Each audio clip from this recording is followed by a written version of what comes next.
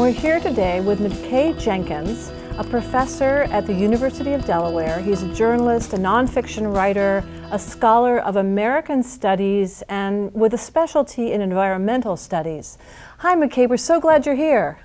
Oh, glad to be here. Thanks for having me. Well, I've read your book, ContamiNation, under its former title, and it really changed my life. This summer, I ended up clearing out a lot of things from my house. And I know it started with your having a tumor in your abdomen. Can you talk a little bit about what made you write this book? Sure. A few years ago, I went to see my primary care physician with what I thought was a running injury. I'd been having some pain in my hip and my knee, and he thought it was probably just a pulled tendon or a ligament or something, and that I ought to go see an orthopedist. So I did that, and the orthopedist said I needed to take a quick MRI, and I'm sure that everything would be fine. So we did the MRI, and he called me late one afternoon and said, "You have a tumor in your abdomen, and you need to call an oncologist right away."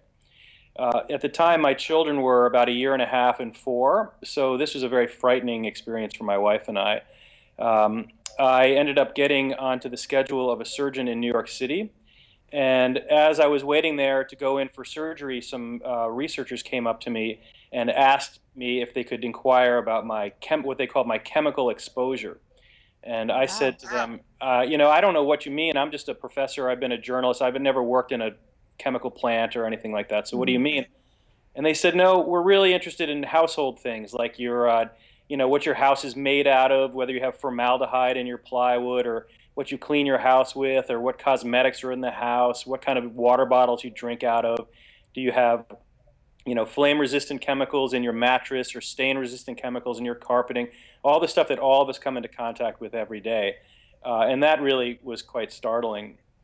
So after that, I went in for surgery, and they pulled this thing out, and lo and behold, it was benign.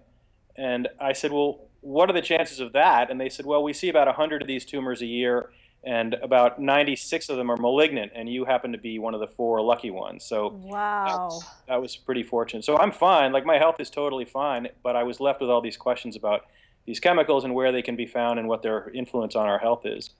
Wow, and so that's really unusual that they would ask you those questions. Was there something about the kind of cancer you had that led them to ask that about the toxics in your home and your exposures? Well, it turned out I didn't have cancer. What I had was a benign tumor. I mean, it was a Right. big one, and Right. what was lucky for me was that it was growing not out of a muscle cell like they thought, but out of a nerve cell. And apparently that makes all the difference. Now, apparently they were doing research into PCBs, I think it was. They were looking for PCB impacts on people's health, and they thought possibly I would fall into that category. And I have Okay. no idea if I ended up fitting the profile, if PCBs also cause these benign tumors. But I fit the profile going into this surgery, and I think they were trying to screen and do some research on PCBs, which, as you know, are industrial chemical used as like a Absolutely. flame retardant. Yeah. Right. So then you got interested in writing this book, and you brought down an expert to your house, and they looked around. That's sort of the story of the book. Can you describe how you got to that point? Well, sure. I actually started at the beginning by interviewing a bunch of people in Maine, the state of Maine, who had undergone what they call body burden studies, where they had Yeah. given samples of their blood, their hair, and their urine to some laboratories, and the laboratory told them what chemicals were actually ambient in their body. So this is not just like what's in their water or what's in their lung, but what's actually in their tissue, in their blood, in their fat cells, that kind of thing.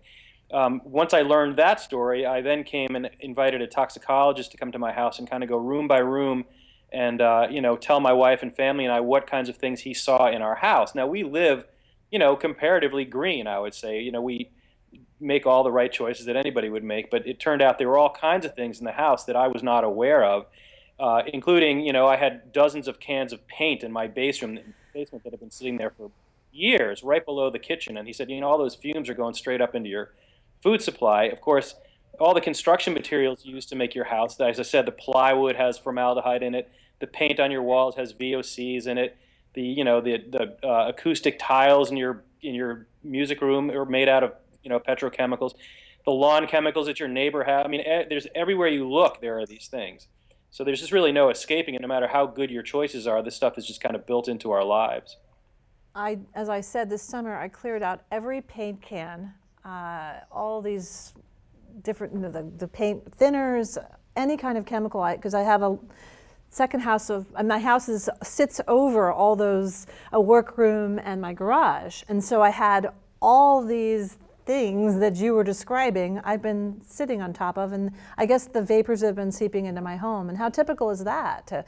Well, if you have a house, if your house is built on top of a garage, that raises other questions. Like if you start your car in your garage, all those carbon monoxide fumes and everything else are also going up through your house. This is another thing. Now, we don't have a garage, so that wasn't a problem for me, but we do have, a gas furnace in the basement, and anything that's burning, fossil fuels inside your house is going to leave those fumes in your house. This is why, they talk about all those crazy women from like 19th century novels that were, going mad in Edgar Allan Poe stories and that sort of thing, and that's because they were burning oil lamps inside their houses. And there's the theory that all that oil, all that CO2 that was building up in their house was probably what was actually causing all these ghost stories to happen, people seeing apparitions or hallucinating. This is all symptomatic of carbon monoxide poisoning. Now, we all are subjected to some of that because we still have so many of these petrochemicals burning right in our intimate midst. So that's something else to keep in mind. So what about an oil furnace? Well, it's the same thing. It's burning oil. Whether you're burning oil or you're burning gas, you're still burning something, and it's inside your house. So, you want to make sure that everything is properly ventilated, your vents are clean, all that sort of thing. But it just makes you wonder, it used to be historically that human beings burned their fires outside. Right. We burn fires inside. Right. So that's just a fact of modern life. So what do you tell people to do? I mean, if you're home, my house, I might have a furnace underneath. So, am I supposed to move and then the next person moves in? I'm leaving them with the same situation. What do you suggest? Well, I'm not suggesting we all move into teepees and have campfires again. That would probably reduce that problem. Right. But, given what you've got to make the best of it. You've got to make sure your vents are clean. You've got to make sure your furnace is updated and it's properly vented to the outside. I'm not suggesting that your furnace is going to be something that's going to kill you, but it's just something that you ought to be aware of. You have a system, a structural system in your house that's worth paying attention to. Absolutely. So what about body products? You talk about them, what we're wearing, what's going on our lotions and shampoos and soaps, that sort of thing. Yeah, I think the biggest area of concern is cosmetics, because cosmetics are almost an entirely unregulated industry in this country. Just for example, there are cosmetic companies that will make products for the European market that are very different from the products that they sell to the American market. So, for example, there are something like 400 chemicals that are legal in the United States that are illegal in Europe. So a company will, they have stricter laws in Europe, and so they will make the better products for European consumers and the products that are filled with these various chemicals, and they sell them to the American market because our laws don't require that they remove them. So cosmetics is a real problem. In fact, there are a bunch of very prominent cosmetics companies that have refused even to sign a pledge to take carcinogenic ingredients out of their cosmetics. So there's something called, I'm sure you've heard of this, but this idea of what they call pink washing. Yes. To put a pink ribbon on a product that you sell, making it appear that you are supporting breast cancer research, when in fact the product that has that pink ribbon on it might actually contain ingredients that contain carcinogenic things that cause breast cancer. So there's, it doesn't take a cynic to be, skeptical of that whole thing. I'm extremely concerned about that. As a woman, obviously, I'm wearing makeup right now, and I really take issue with that, especially for companies that are really advocating to protect women from breast cancer and to be really behind the search for the cure and all of this, and yet they have these chemicals which are carcinogenic in their very products. It's very, very important to think about that, and so let's stretch it out beyond cosmetics to also what they call personal care. So whether you're talking about lotions or sunscreens or whatever it is, many of those things contain this stuff called phthalates, which is like a plasticizing chemical. Many of these things are endocrine disruptors. So whether you're putting body lotion on or you're putting suntan lotion on, they can have these endocrine disruptors which get absorbed right into your skin and then fall right into your body. These suntan lotions also contain these so-called nanoparticles, which are designed to drive very deep into your skin, so they penetrate with these chemicals far deeper than they would normally. And your point about women is actually really well taken. I mentioned Maine. In Maine, it was women that drove the political change in the state that actually got them to pass some of the best anti-toxic laws in the country. And the reason for that is that women, if you look demographically, women buy something like 90% of all the things that are bought by women. Exactly.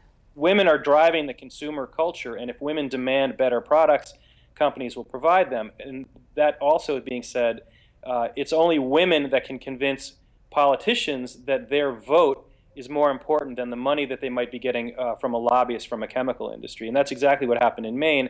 These legislators had industry coming in one door, but the industries were from out of state. And then they had constituents, women, coming in the other door and saying, we are tired of all these chemicals that are causing us to have hormone problems. We can pass these chemicals through to our children through the placenta or through nursing, and it's time to get rid of this stuff. So that was a great example of actual democracy, in this case actual voters trumping the influence of powerful industry, but that is because the industry was all out of state. They didn't have any grip in the state of Maine. So what's the final result in Maine, though?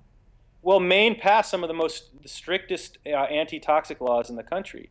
Now, that's fine for Maine, but think how difficult it would be to do that in New York or in California, where these industries have a real grip on the political system. So politics, this is no secret, but politics is absolutely beholden to industry, and the chemical industry is as powerful as anyone out there. Right. So what they're trying to do is concentrate all chemical laws in Washington, because it's much easier for them to control Congress than it is for them to control an unruly 50 state legislators around the country.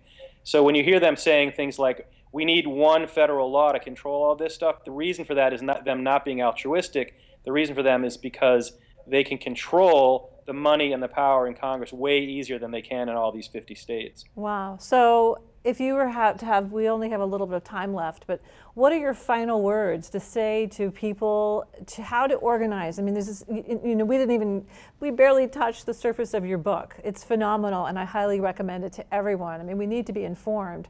But so once we're informed, what can we do to make changes to protect ourselves and protect our children? Because that's really the key thing. This crossing of the placenta, most people don't realize everything the mother's breathing, eating, drinking is going right into their babies, and their babies are most susceptible and most vulnerable. So what do you suggest?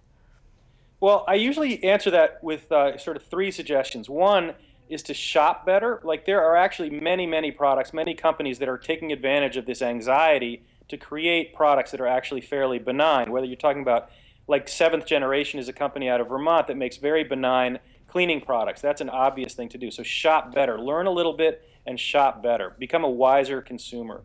The second thing, as you mentioned, is to actually become politically engaged. Right. And understand that the reason we have these bad products is because these companies have a vested interest in providing them, and we actually have the power to say no. And the third thing is, I'm sure you know from teaching your classes, is to get students more aware of their relationship with the actual natural environment. I mean, these chemicals are synthetic petrochemicals, and if people have a tighter, more holistic relationship with the outdoors, with wilderness, with the whole natural environment, they will understand these chemicals are dangerous for the environment, just like they're dangerous to their bodies. So like a holistic approach to the whole package, whether it's consuming, whether it's voting, whether it's actually being in the world, that's kind of three legs of the stool, I think. Wonderful, really, really wonderfully put. So may I ask you to just hold the cover of your book up, because I want everyone to buy this book. ContamiNation, there you go, by McKay Jenkins, and all this will be on my website and on the YouTube site, so you'll be able to find out more about it. And if you go to my website, Heidi Hutner, you will find all the information you need. Thank you so much, McKay, and we're really pleased you could join us today on our show. This is Heidi Hutner. See you next time.